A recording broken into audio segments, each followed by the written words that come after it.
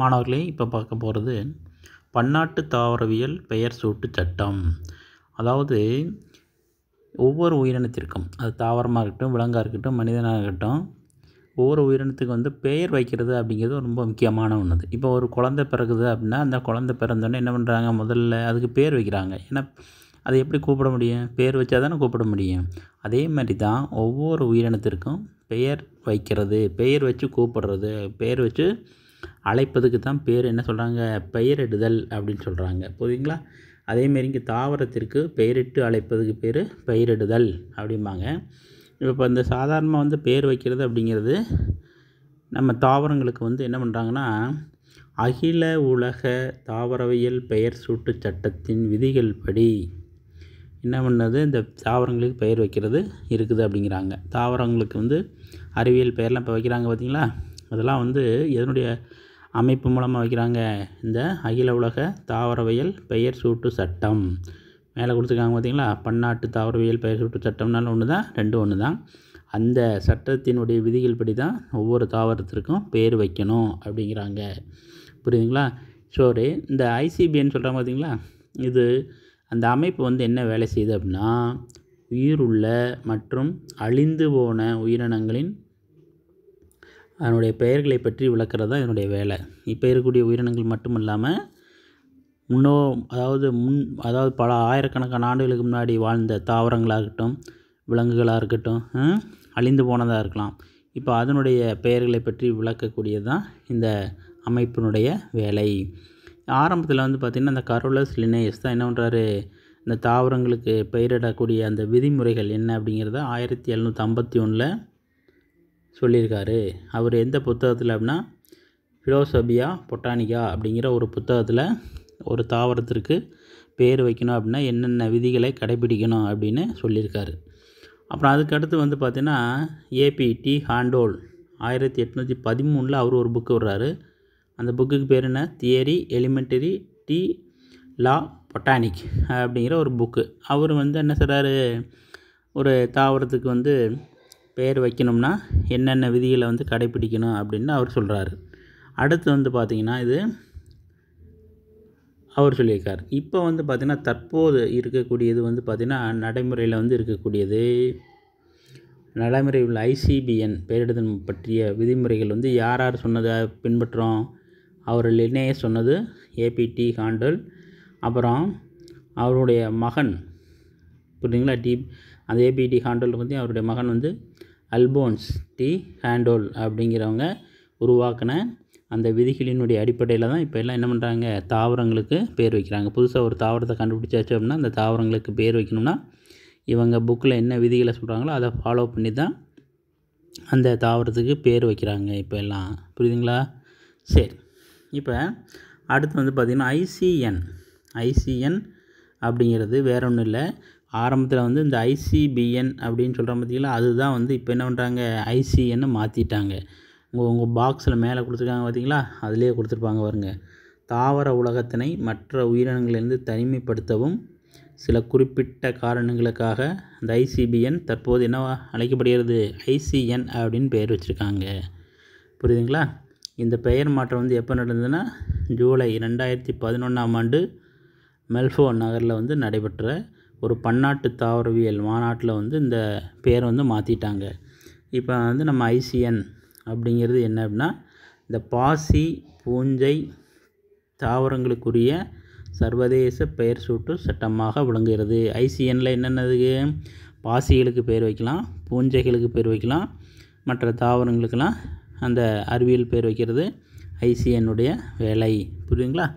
சரி, இப்போ இந்த ஐசிஎன் அப்படிங்கிற பார்த்திங்களா, அதனுடைய கொள்கைகள் ஒரு 6 கொள்கைகளும் கொடுத்துருக்காங்க. இது உங்களுக்கு ஒரு 5 மார்க் கொஷினில் கூட கேட்கலாம். உங்களுக்கு புரியுதா? சரி, என்னென்ன கொள்கைகள், ஐசிஎன் கொள்கைகள்? 1, தாவரவே பெயர் சூட்டும் முறை விலங்குகள் மற்றும் பாக்டீரியாவின் பெயரிடுதல் முறைகளிலிருந்து தன்னிச்சையானது. அப்படின்னு என்ன அர்த்தம், நமக்கு தாவரவியல் பெயர் சூட்டுற முறை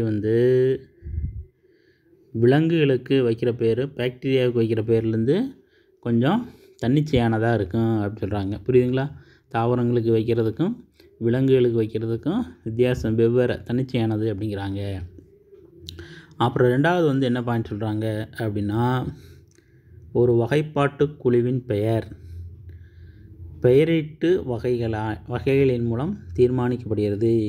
ஒரு வகைப்பாட்டு குழுவின் பெயர் அப்படின்னு என்ன, வகைப்பாட்டு குழுவின் பெயர் அப்படிங்கிறது ஒரு குழு ஒரு பப்ளிஷ் பண்ணுறாங்க பார்த்தீங்களா, புரியுதுங்களா? அந்த இது வந்து எதை அடிப்படையாக வச்சுன்னா பெயரீட்டு வகைகளின் மூலம் தீர்மானிக்கப்படுகிறது. பேர் வைக்கிறது மூலமாக அந்த பப்ளிகேஷனை தீர்மானிக்கிறாங்க.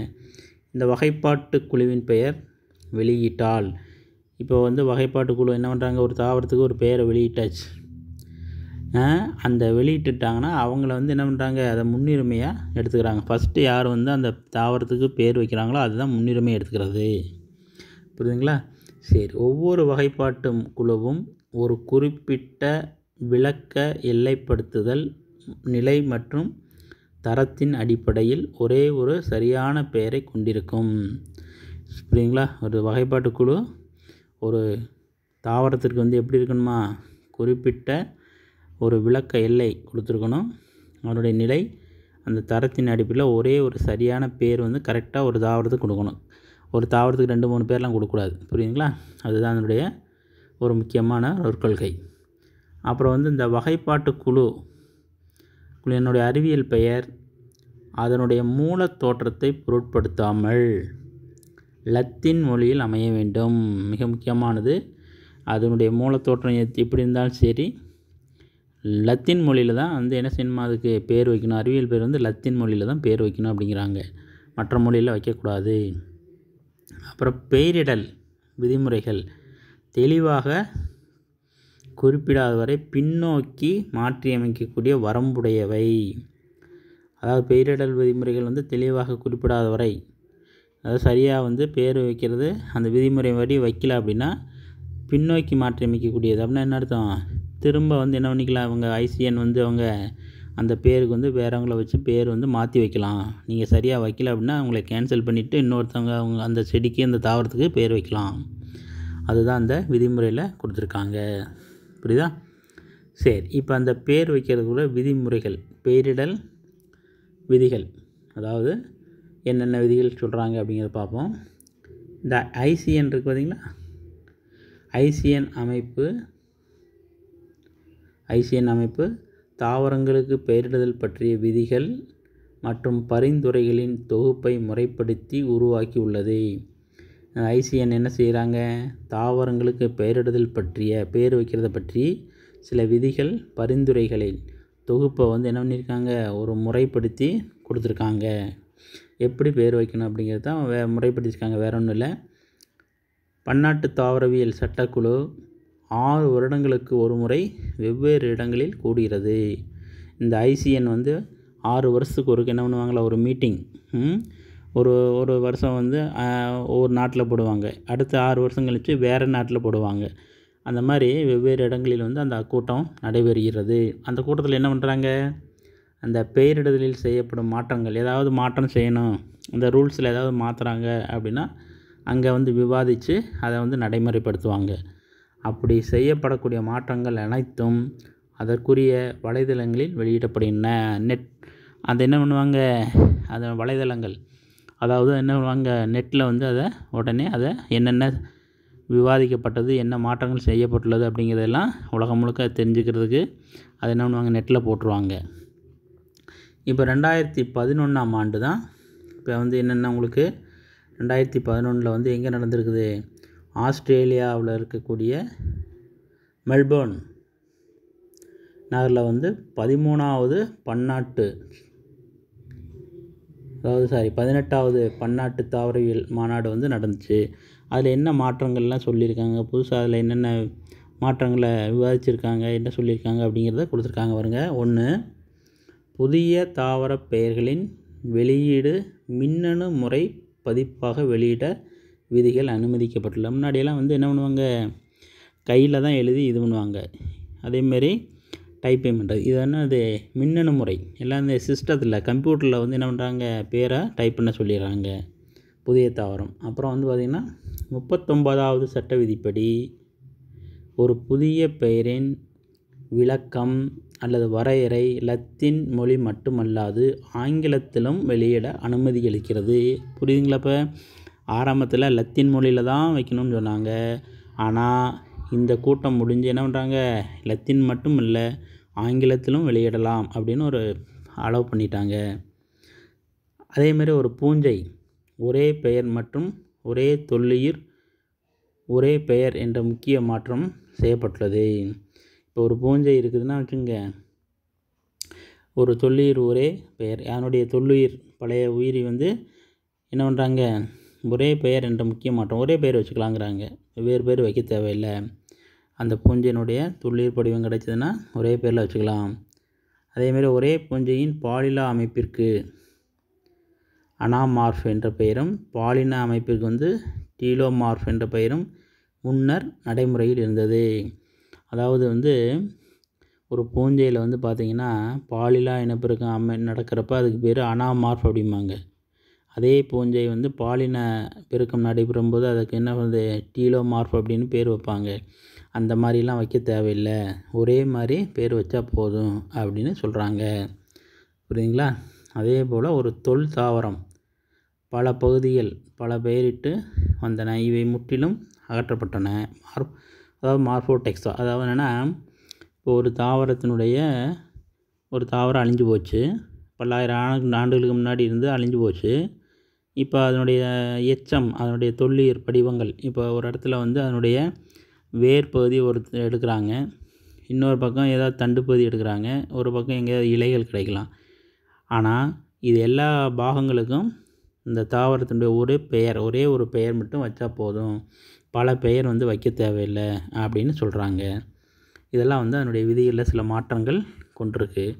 அப்புறம் அதுக்கடுத்து பார்த்திங்கன்னா இன்டெக்ஸ் ஃபங்கோரம் அப்படிங்கிறது, இன்டெக்ஸ் ஃபங்கோரம் மற்றும் பூஞ்சை அல்லது மைக்கோ வங்கி என அங்கீகரிக்கப்பட்ட சேமிப்பு களஞ்சியங்கள் 2 உள்ளன.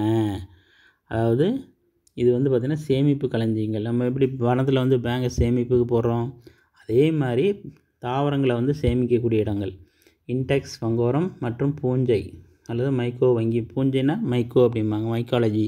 பூஞ்சையை பற்றி படிக்கிறது மைக்காலஜிம்பாங்க, அதனால் அதை மைக்கோ வங்கின்னு சொல்லலாம். பூஞ்சைனாலும் ஒன்று தான், மைக்கோனாலும் ஒன்று தான். அப்போ 2 வங்கிகள் வந்து இருக்குது, ஒன்று இன்டெக்ஸ் ஃபங்கோரம், இன்னொன்று என்னது மைக்கோ வங்கின்னு 2 இருக்குது. இதில் புதிய பூஞ்சைகள் பற்றிய விளக்கங்கள் மற்றும் பெயர் பதிவு ஒரு பூஞ்சையினை கண்டறிபவர் யாரோ மூலம் பூஞ்சை களஞ்சியத்தில் பதிவுப்படும்.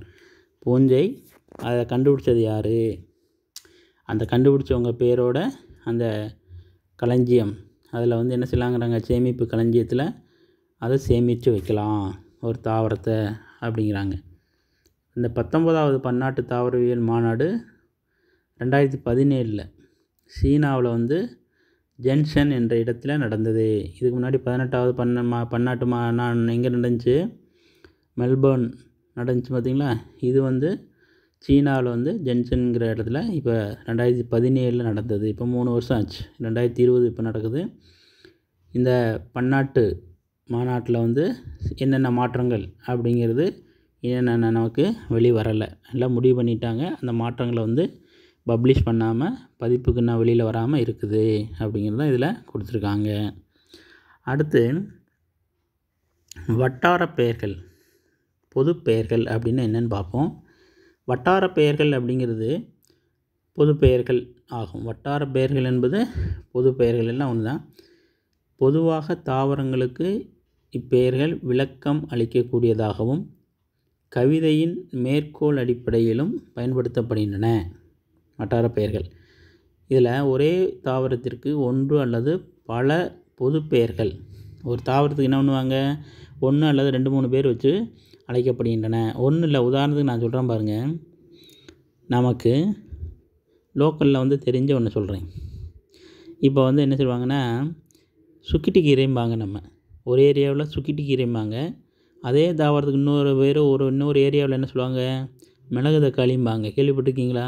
தாவரம் ஒன்று தான், அந்த ஏரியாவுக்கு தகுந்த மாதிரி அதுக்கு பேர் வந்து மாற்றிக்கிறாங்க. சுக்கிட்டி கீரைனாலும் ஒன்று தான், மிளகு தக்காளினாலும் ஒன்று தான்.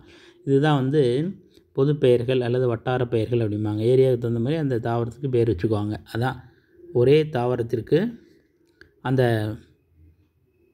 பல பெயர்களை வந்து வைத்து அழைக்கிறது. இது வந்து பார்த்திங்கன்னா உள்ளூர் அல்லது வட்டார வழக்கு பெயராக உள்ளது அப்படிம்பாங்க. ஆனால் உலகம் முழுவதும் பொதுவானது அல்ல. புரியுதா? அது அந்த ஏரியாவுக்கு தான். நீங்கள் இங்கே சுக்கிட்டிக்கிறீங்கிறத இங்கே சொல்லிவிட்டு நீங்கள் வேறு ஏரியாவில் போய் இந்த கேரளாவில் போய் நீங்கள் சுக்கிட்டிக்கிறேன்னு சொன்னீங்கன்னா தெரியாது. அப்போ உலகம் முழுவதும் ஏற்றுக்கொள்ளக்கூடிய பெயரும் ஒன்று, அது வேறு. வட்டார பெயர்கள் அப்படிங்கிறது மாறுபட்டிருக்கலாம். புரியுதுங்களா? சரி. அதே மாதிரி எடுத்துக்காட்டு தான் சொல்கிறாங்களே, இதில் அல்பீசியா அமேரா, இதில் வந்து அல்பீசியா அமேரா தென் தமிழகத்தில் உசிலை அப்படிங்கிறது, இதுக்கு பேர் என்ன சொல்கிறாங்க?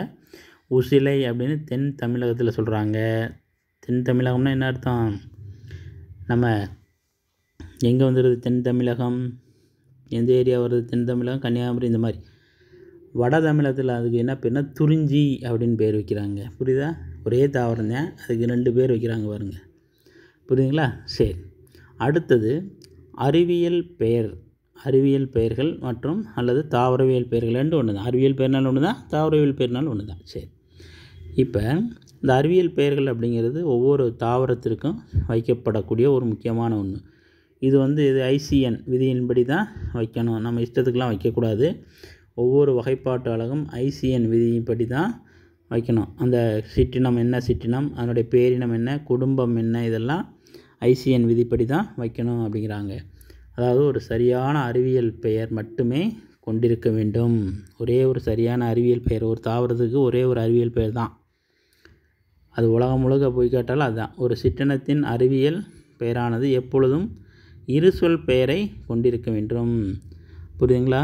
ஒரு சிற்றினம், ஒரு தாவரமாக இருக்கட்டும், விலங்காக இருக்கட்டும், எதாக இருந்தாலும் சரி. இங்கே வந்து நம்ம தாவரத்தை பற்றி பார்ப்போம். அந்த சொல் வந்து இரு சொற்களால் ஆனது. இப்போ நம்ம சொல்கிறோம் பார்த்தீங்களா, ஹைபிஸ்கஸ் ரோசா சைனென்சிஸ். ஹைபிஸ்கஸ் ஒரு வார்த்தை, ரோசா சைனென்சிஸ்ங்கிறது ஒரு வார்த்தை.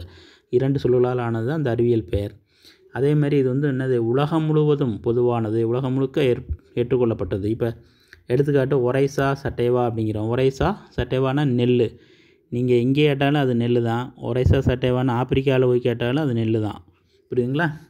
இந்த எல் அப்படின்னு ஏன் பேர் வச்சாங்கன்னா, அந்த அறிவியல் பேரை வச்ச ஒரு பேரை ஃபஸ்ட்டு லெட்டர் லினேயஸ். ஸோ அந்த லினேயஸனுடைய ஃபஸ்ட் லெட்டர் எல்லை வந்து வச்சுருக்காங்க, அதுக்கு பேர். புரியுதுங்களா? ஸோ அது நெல்லுக்குரிய பெயர் வச்சுருக்காங்க. சரி. இப்போ அந்த பெயரிடுதலில் பார்த்திங்கன்னா, முன்னாடி வந்து பார்த்திங்கன்னா பல சொல் பெயரிடும் முறை இருந்துச்சான் ஆரம்பத்தில். லினேயஸ் வந்து இருசொல் பெயரிடும் முறையை வந்து கொண்டு வந்தது, இது பண்ணார். ஆனால் அதுக்கு முன்னாடி இருசொல் பெயரிடும் முறை வர்றதுக்கு முன்னாடி என்ன இருந்துச்சான், பல சொல் பெயரிடுதல் முறை. இப்போ ஒரு தாவரத்துக்கு என்ன பண்ணியிருப்பாங்க, நீளமாக பேர் வச்சுருப்பாங்க. 2 சொல்கள் மேலே 6 சொல் 7 சொற்கள் வந்து அந்த பேர் இருக்கும். இப்போ அதில் உதாரணம் கொடுத்துருக்காங்க பார்த்தீங்களா, ரனன்குலஸ், கேலிசிபஸ், ரெட்ரோஃப்ளக்சின், பெடன்குலிஸ், பால்கைட்டிஸ், ஆலே, எரெக்டோ, ஃபோலியஸ், காம்போசிட். இது வந்து ஒரு தாவரத்துக்கு இவ்வளோ நீளமான பேர், பல சொற்களாலான ஒரு பேர். இதில் என்ன பிரச்சனை, இது என்ன எதுக்கு வச்சாங்க முதல்ல தெரிஞ்சுங்க. அதாவது இந்த பேரை வச்சு அது எங்கே வாழுது, அது என்ன செடியா கொடியா மரமா, அந்த டீட்டெயில் எல்லாமே என்ன செய்யலாம், நம்ம அதில் தெரிஞ்சுக்கலாம். புரியுதா? இப்போ அதுக்கு வந்து கீழே விளக்கம் கொடுத்துருக்காங்க பாருங்க. அந்த தாவரம் வந்து எப்படின்னா, கோப்பை வடிவ பின் வளைந்த புள்ளிகள்னால் என்னது, புள்ளி வட்டம், வளைந்த பூக்காம்பு வளைஞ்சிருக்குமா, தண்டு வந்து நிமிர்ந்து இருக்குமா, கூட்டு இலைகள் வந்து உடைய ஒரு தாவரம்னு பேராம் அதுக்கு பேர். இது நம்மளால் வந்து என்ன செய்ய முடியாது, பெயரை வந்து ஞாபகம் வச்சுக்கிறது சிரமம். அதனால தான் இந்த பல சொல் பெயர் என்ன பண்ண முடியல, வச்சுக்க முடியாது. அதனால் அதை பயன்படுத்துகிறதோ நினைவில் வைத்துக்கொள்வதோ மிக கடினமாக இருந்ததுனால என்ன பண்ணுறாங்க, இருசொல் பெயரிடும் முறையை கொண்டு வந்தாங்க. புரியுதா? இப்போ இந்த இருசொல் பெயரிடும் முறை அதனுடைய ஒரு சின்ன என்ன அப்படிங்கிறத பார்ப்போம். இருசொல் பெயரிடும் முறை யார் அறிமுகப்படுத்தினா என்ன அப்படிங்கிறத கொடுத்துருக்காங்க பாருங்கள். இந்த இருசொல் பெயரிடும் முறை அதில் முக்கியமானது நீங்கள் கவனிக்க வேண்டியது, இந்த காஸ்பாட் பாகின் அப்படிங்கிறவர் தான் இந்த இருசொல் பெயரிடும் முறையை அறிமுகப்படுத்தியவர். இது ரொம்ப முக்கியமானது. புரியுதுங்களா? நம்ம இதுக்கு முன்னாடி இருசொல் பெயரிடும் முறை லினேயஸுங்கிறோம். லினேயஸ் வந்து என்ன பண்ணியிருக்காருன்னா, பயன்படுத்தி நடைமுறைப்படுத்தினது லினேயஸ். ஆனால் அந்த இருசொல் பெயரிடும் முறையை அறிமுகப்படுத்தியது யாருன்னு கேட்டால் ஹாஸ்பாட் பாகின் அப்படிங்கிறவர். இது குழப்புவாங்க, பப்ளிக் கொஸ்டினில் கேட்பாங்க. புரியுதுங்களா? சரி, அவர் தான் அறிமுகப்படுத்தினார். அடுத்து இதை வந்து யார் இது முன்னாடி சொல்லியிருக்கேன், நடைமுறைப்படுத்தினது யாருன்னு சொன்ன இப்போ தான் சொன்னோம் பார்த்தீங்களா, லினேயஸ் தான் அதை நடைமுறைப்படுத்தியவர். இப்போ ஒரு சிற்றினம்னு எடுத்துட்டோம்னா அந்த அறிவியல் பேர் வந்து இரு சொற்களால் ஆனதுன்னு ஏற்கனவே சொல்லியிருக்கோம் பார்த்தீங்களா. அதில் வந்து முதல் சொல் பேரினம், வந்து பேரினம். இப்போ உதாரணம் எடுத்துக்காட்டுக்கு வந்து நம்ம மாங்காய் இருக்குது பார்த்திங்களா, மாம்பழம், அதுக்கு அறிவியல் பேர் என்னது, மேஞ்சிஃபெரா இண்டிகா. இந்த மேஞ்சிஃபெராங்கிறது பேரின பெயர். ரெண்டாவதாக வரக்கூடிய இண்டிகாங்கிறது சிற்றின பெயர். புரியுதுங்களா? முதல்ல வர்றது பேரினம், ரெண்டாவது வர்றது சிற்றினம் அப்படிங்கிறது ஞாபகம். புரியுதா? சரி, இந்த மேஞ்சிஃபெரா முதல் சொல் பேரினம், இண்டிகாங்கிறது இரண்டாம் சொல் சிற்றினம் அப்படிங்கிறது ஏற்கனவே சொல்லியாச்சு. இதில் அடுத்து வந்து ஆசிரியர் பெயர் சூட்டம். அதாவது யார் அந்த அறிவியல் பெயர் வச்சாங்களோ அவர் பேரை வந்து என்ன பண்ணுறது, அந்த தாவரத்தினுடைய அறிவியல் பெயருக்கு பின்னாடி வச்சிடுறது. அதான் வந்து ஆசிரியர் பெயர் சூட்டம். ஒரு தாவரத்தை முதலில் முறையாக இனம் கண்டறிந்து பெயரிட்டு விவரித்த ஆசிரியர் அவருடைய பெயரை வந்து சுருக்கமாக அந்த இரு சொல் பெயருக்கு தொடர்ந்து குறிப்பிடுவது தான் அந்த ஆசிரியர் பெயர் சூட்டு. இப்போ எடுத்துக்காட்டுக்கு இப்போ இந்த சொலானம், அமெரிக்கானம் அப்படின்னு அறிவியல் பெயர் வச்சாச்சு. இதை சொன்னது யார், லினேயஸ். அதனால் என்ன பண்ணுறாங்க, அந்த லின் அப்படிங்கிறத கடைசியாக வந்து சேர்த்துருக்காங்க. புரியுதா? சரி, அடுத்து ஒரு ஆசிரியர், அடுத்து பல ஆசிரியர்னு ரெண்டு வகை இருக்குது. இதில் ஒரு ஆசிரியர் அப்படிங்கிறது ஒரு ஆசிரியர் மட்டும் அந்த தாவரத்தை வந்து முறையாக இனம் கண்டுபிடிச்சி அதுக்கு பேர் வச்சா அது வந்து ஒரு ஆசிரியர் ஆவார். புரியுதுங்களா? அந்த இரு சொல் பேருக்கு அவருடைய பேர் வந்து இனிஷியல் மட்டும் வைப்பாங்க. புரியுதா? இப்போ பெந்தமன் ஹூக்கர் வச்சதுனால அது பென்த் அப்படின்னு வச்சுருக்காங்க, பென்த் அப்படின்னு. அதே நேரத்தில் பல ஆசிரியர்கள் வந்து என்ன பண்ணுவாங்க, ரெண்டு அல்லது இரண்டுக்கு மேற்பட்ட ஆசிரியர்கள் ஒரு தாவரத்திற்கு என்ன பண்ணியிருப்பாங்க, பேர் வச்சுருப்பாங்க. அப்படி வச்சா அந்த இரு சொல் பெயர் முறையில் அவங்க ரெண்டு பேருடைய இனிஷியலும் வைப்பாங்க. இப்போ எடுத்துக்காட்டு டெல்ஃபீனியம் விஸ்கோசம்ங்கிற தாவரம், இதில் வந்து பெந்தமன் ஹூக் அப்படிங்கிறவர் ஒருத்தர், அப்புறம் தாம்சன்கிற ஒருத்தர் இப்போ வச்சுருக்காங்க பார்த்தீங்களா. ஹூக்குங்கிற ஒருத்தர், தாம்சன் ஒருத்தர், அந்த மாதிரி ரெண்டு பேரை வைக்கிறதுக்கு சுருக்கமாகிறது. புரியுதுங்களா? சரி, இப்போ அந்த பேர் வைக்கிறதுக்கு என்ன பின்பற்றணும் அப்படிங்கிறதையும் கொடுத்துருக்காங்க. அந்த பெயர் சுருக்கம் எப்படியெல்லாம் வைக்கிறாங்கங்கிறது ஒரு அட்டவணையில் கொடுத்துருக்காங்க பாருங்க. இப்போ லினேயஸ் அப்படின்னா அதில் வந்து பாருங்கள், லினேயஸ்னால் அதுக்கு சுருக்கம் என்ன பண்ணுறாங்க, எல்லுங்கிற எழுத்தை வச்சா போதும், முழு எழுத்தை வைக்க தேவையில்லை. அப்புறம் ஜார்ஜ் பெந்தம் அப்படிங்கிறவருக்கு பென்த் அப்படின்னு வச்சுருக்காங்க. வில்லியம் ஹூக்கர் அதுக்கு ஹூக். அப்புறம் ராபர்ட் ப்ரவுன் அப்படிங்கிறவருக்கு பிஆர். அப்புறம் லாமார்க் லேம்ப். அப்புறம் டி ஹேண்டல் பார்த்தா டிசி. அப்புறம் வாலி அதுக்கு டபிள்யூஏஎல்னு போட்டிருக்காங்க. அல்ஃபோன்ஸ் அதில் வந்து ஏடிசி. இந்த மாதிரி சுருக்கமாக வந்து பேர் வைக்கிறது தான் அந்த இருசொல் பேரோட அந்த அறிவியல் ஆசிரியருடைய பேரை வந்து சுருக்கமாக வந்து அந்த தாவரத்துக்கு பேருக்கு பின்னாடி வைக்கிறது அப்படிங்கிறத பார்த்துங்க. ஓகே, இது வரைக்கும் பார்த்த வீடியோ வந்து பிடிச்சிருந்தா லைக் பண்ணுங்கள், கமெண்ட் பண்ணுங்கள், அதேமாரி சப்ஸ்கிரைப் பண்ணுங்கள், ஷேர் பண்ணுங்கள், உங்கள் ஃப்ரெண்ட்ஸுக்கு ஷேர் பண்ணுங்கள். Thank you very much.